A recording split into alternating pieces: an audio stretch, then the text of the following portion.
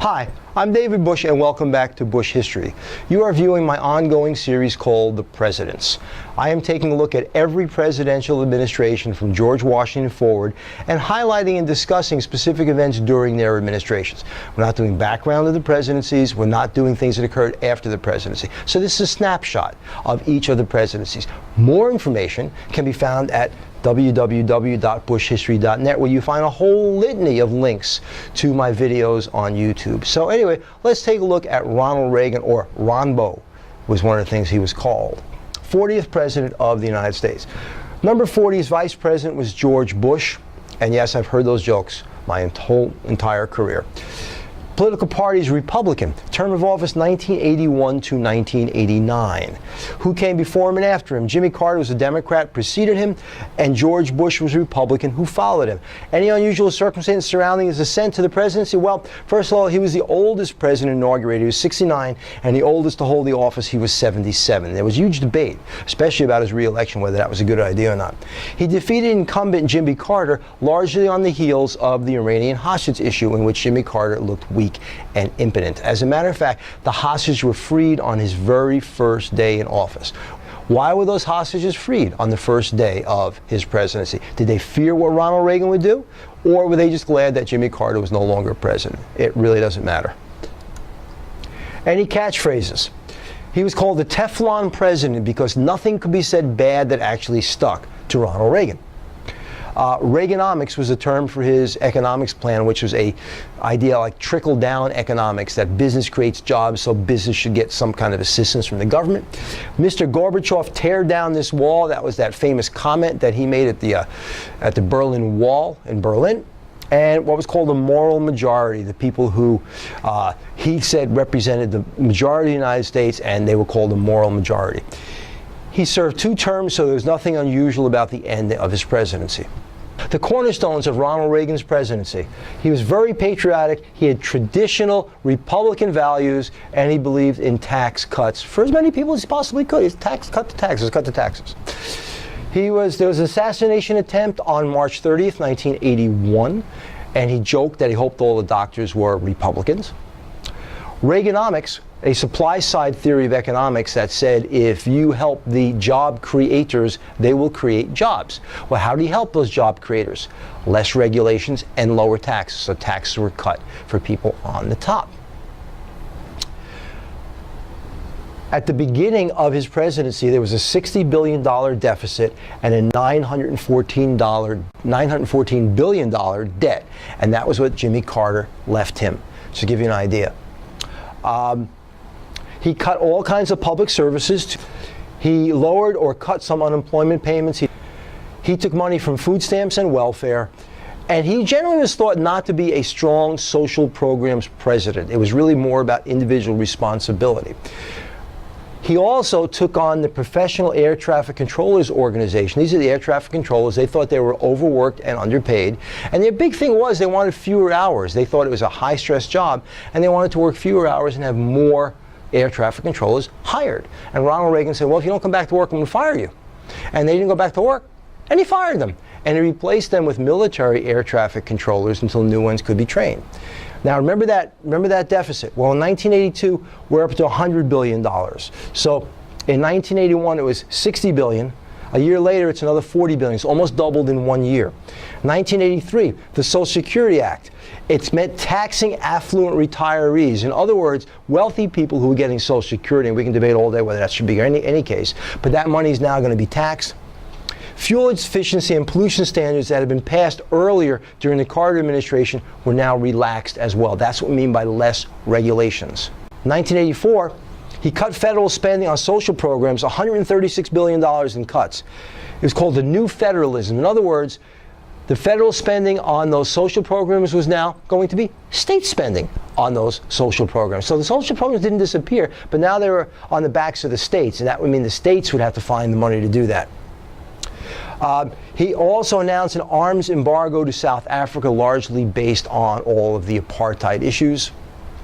Continuing with domestic issues and events, in 1986, we now have a $221 billion deficit. So Jimmy Carter left him with $60 billion, now he's up to $221, and we have $3.1 trillion debt. Now, why is this happening?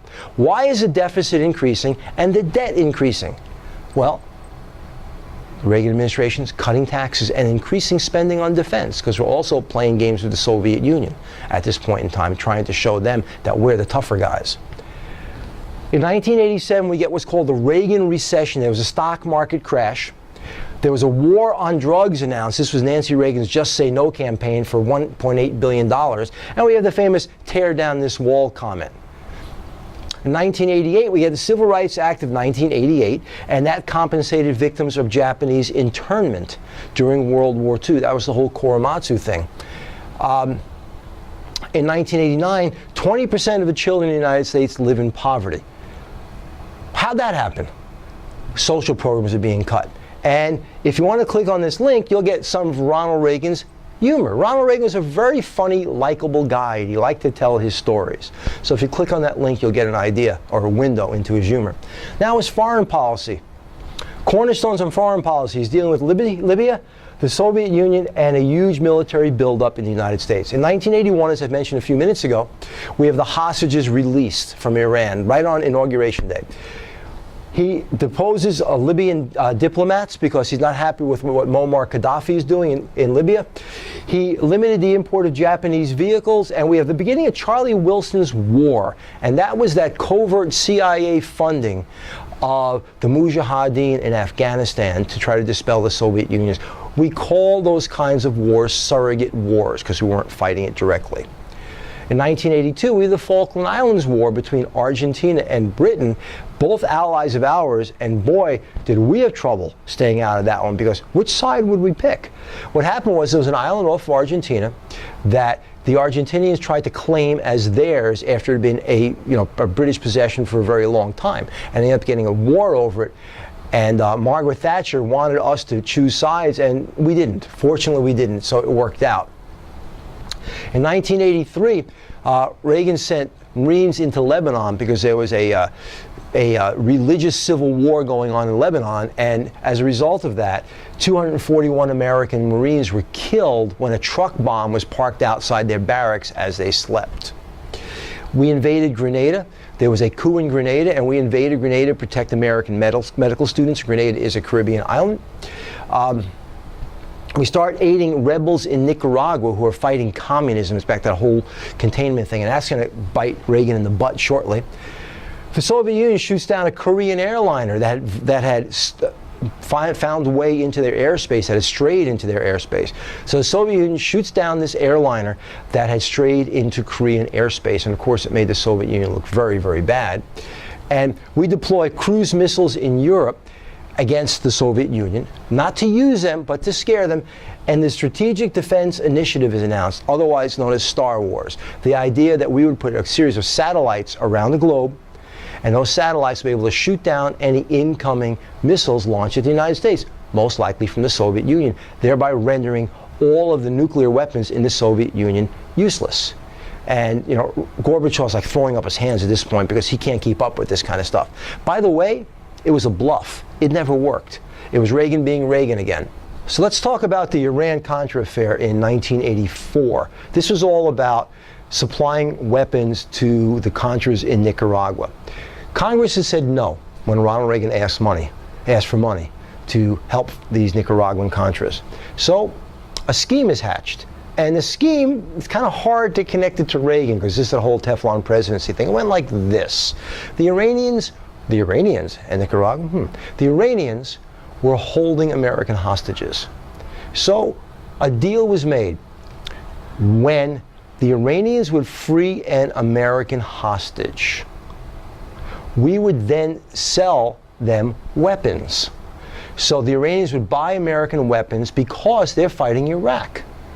Well, when they bought American weapons, what did they buy them with? They bought them with American dollars, and those dollars would go to Nicaragua to supply the Contras. So it was said that we were trading arms for hostages one more time. The Iranians would free an American hostage in return for the United States selling weapons to Iran.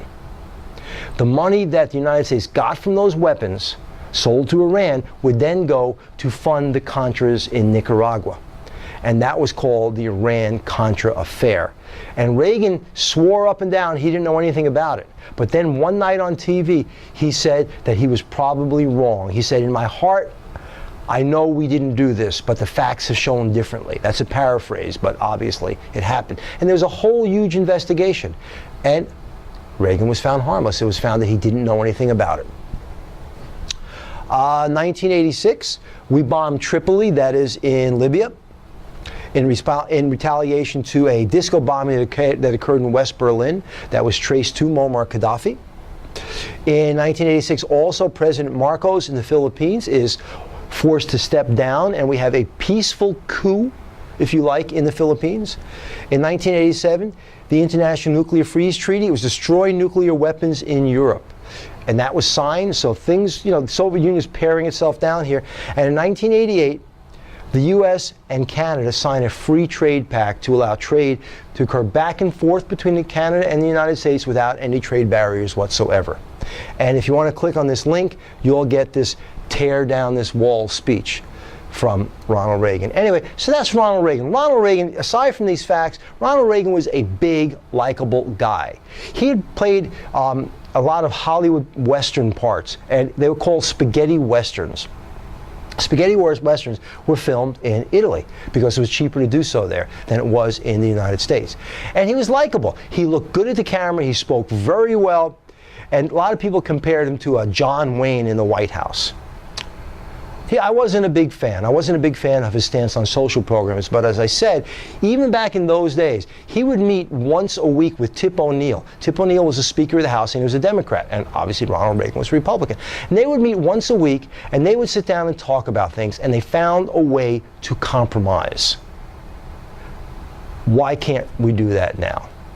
Anyway, for Bush History, I'm David Bush, and this is Ronald Reagan, and we'll see you again. You have a good day. Bye.